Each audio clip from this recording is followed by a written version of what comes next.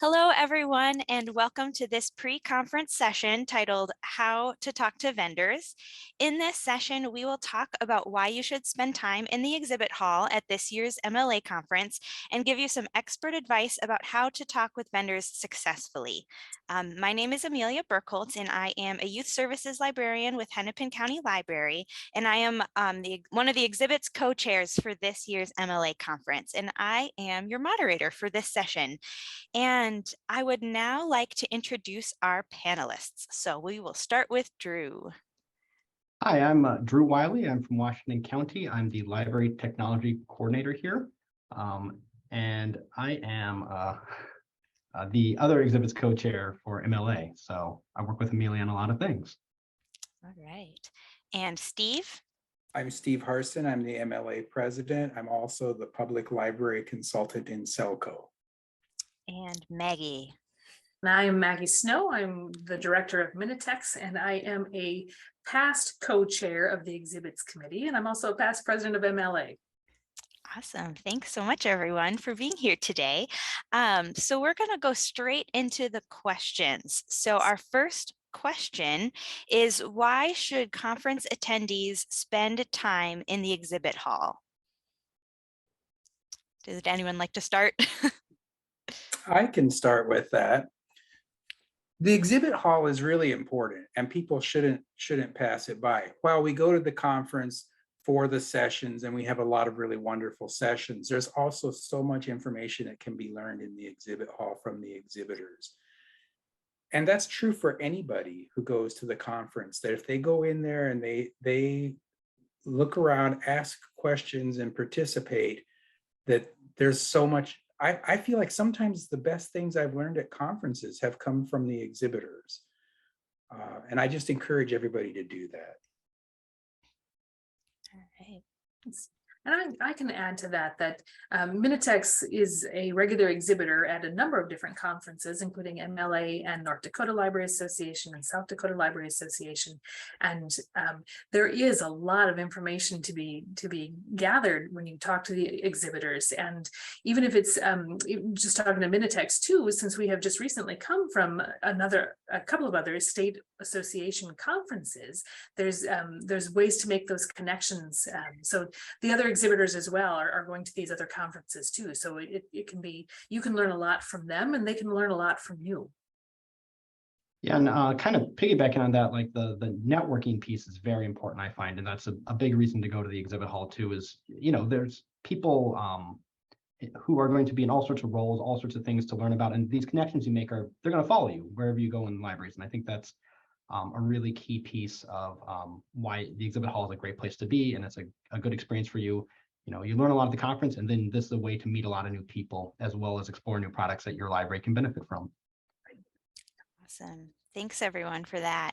So the next question kind of builds on that, and that is, what tips do you have to share about talking with vendors? I know, personal anecdote, as an introvert, I sometimes have a difficult time approaching a stranger and just starting a conversation. So what tips and tricks do you have for conference attendees as they're going into the exhibit hall? Amelia, I'd like to build on that, because there are so many people in our profession who are introverted or shy or whatever you want to call it. And building on what Drew said, that this is a really important opportunity to network and to meet some people who could really help you in your library. And it can be hard for people sometimes to do that, or to overcome that anxiety of like, oh, I don't meet people well. Well, you don't have to meet people well, because guess what? These vendors are prepared to talk to you. All you have to do is walk up to them and say, what do you have to share with me? I'm from X library. And then they might say, is that a public library? They may have a question for you, but they'll draw you out, and then they'll probably have something really amazing to share with you about your library and the services that they provide. They come prepared to talk to all kinds of different librarians from all kinds of libraries. And once you crack the door and introduce yourself, they're going to take it and run with it. All right. Thanks for that, Steve. Yeah, I would agree with that. I think it's an opportunity for relationship building that can grow over the course of many years. And what you learn from the vendor, you might not be able to put into place right away, but 3 or 4 years down the road, it might come up and you have somebody to contact them with that information.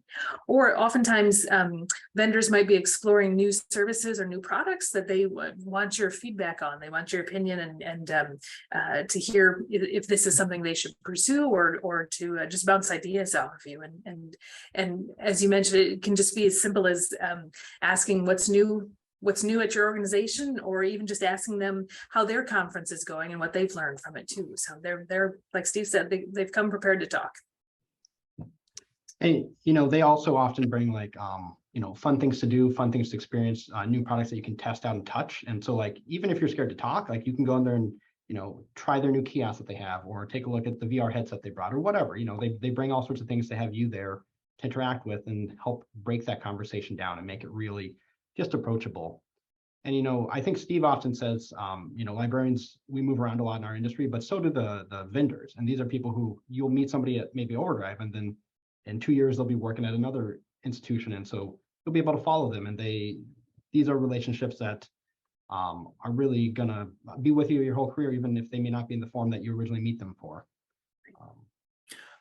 Along that line too, another thing that Drew and I have talked about in the past, and Maggie, is that if you see a vendor who's there and there aren't very many people lined up to speak to them, sometimes that can be the best possible vendor you can walk up to and approach and just say, why are you here? You're like, oh, you're not getting much traffic. Why are you here? And you might be just blown away. I can think of several conferences where I went to that specific booth and learned just amazing things and was able to come back to my library and do some really cool stuff just because there was that vendor who didn't get much traction. Also, after I did that, I was able to say to other people, it's like, hey, you know what? You need to go talk to this person. You need to go talk to this person.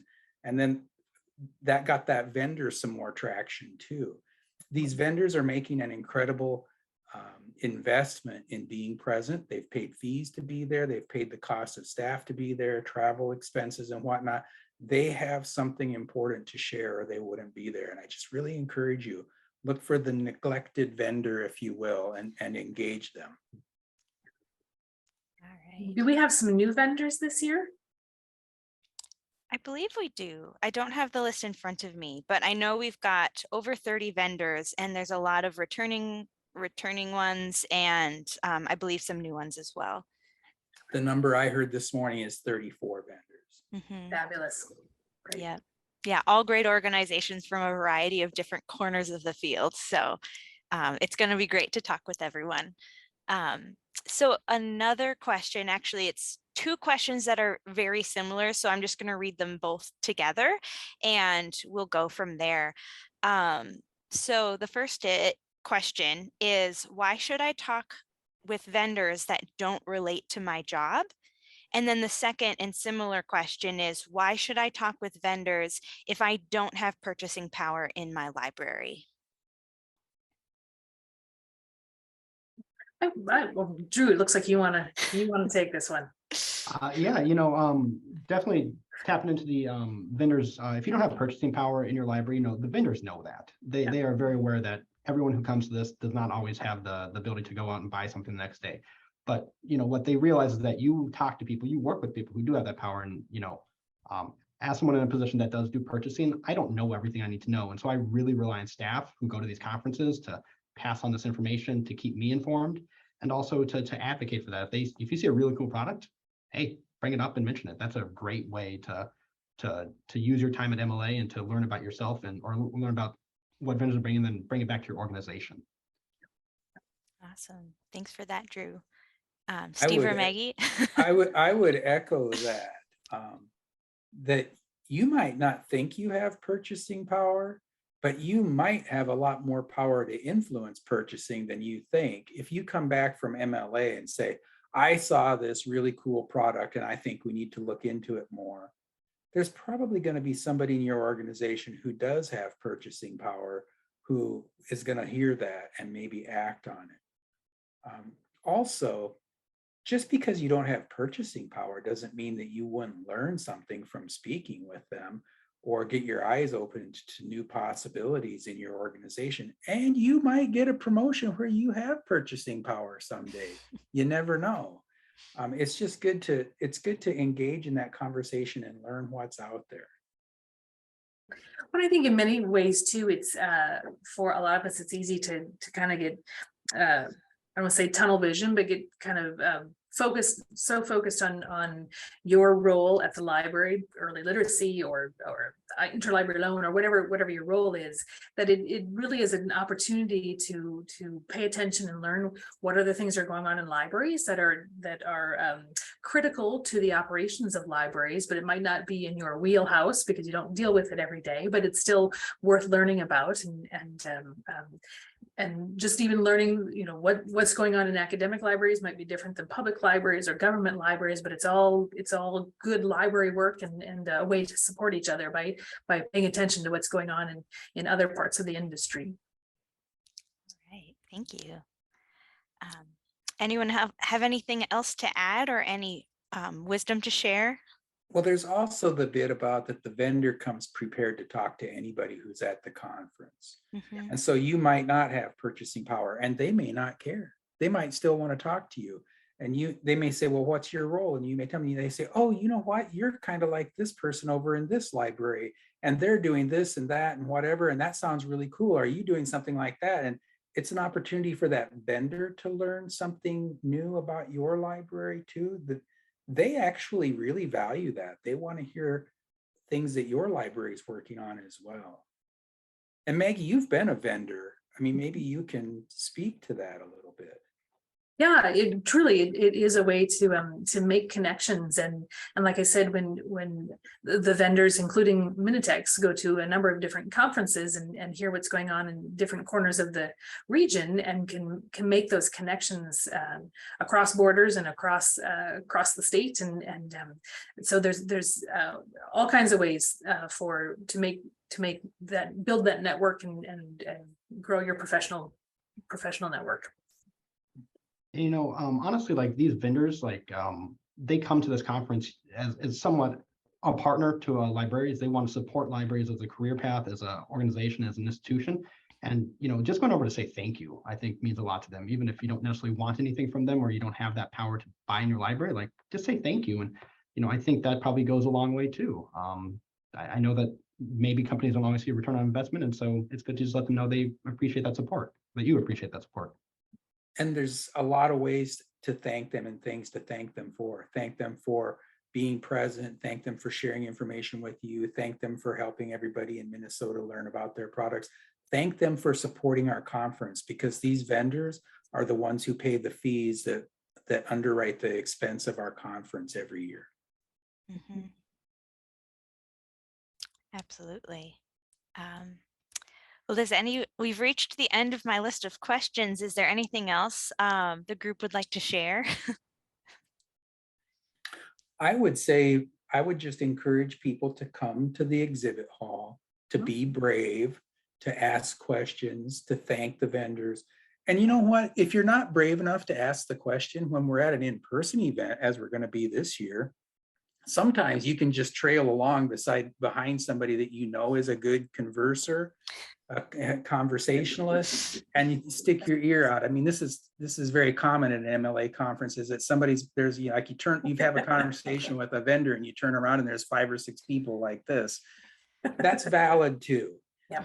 If you're really, really intimidated by having the conversation directly, go about it indirectly. That's just fine. And feel free, if you see Steve, Maggie, Amelia, or I around the conference hall, just follow us around. Yes, follow us around, say hi. Or maybe we'll make an introduction for you to say, oh, hey, this is so-and-so from such and so library, and they need to talk to you. And then we'll just throw you to the wolves and leave. We'll do it nicely, of course. Yeah, nicely. All righty. Well, thank you so much. Drew, Steve, and Maggie, for sharing your insight and your wisdom. I know I always appreciate hearing what you have to share, and I'm sure that our conference attendees do as well. So thank you so much to everyone watching this video, and we are very excited to see you soon in Duluth. So take care. Yep. Bye. Thank you to Drew, Steve, and Maggie for sharing your insights with us. I would like to share one final piece of information, and that is we are offering exhibitor bingo this year. Attendees will be given a bingo card with logos for this year's vendors. To participate, all you have to do is talk with at least 15 vendors and have them sign your bingo card. Return your completed card to the registration desk. Finishers will go into a drawing for 1 year of free MLA membership. So you definitely want to participate in exhibitor bingo. Thank you so much again, and we will see you all soon.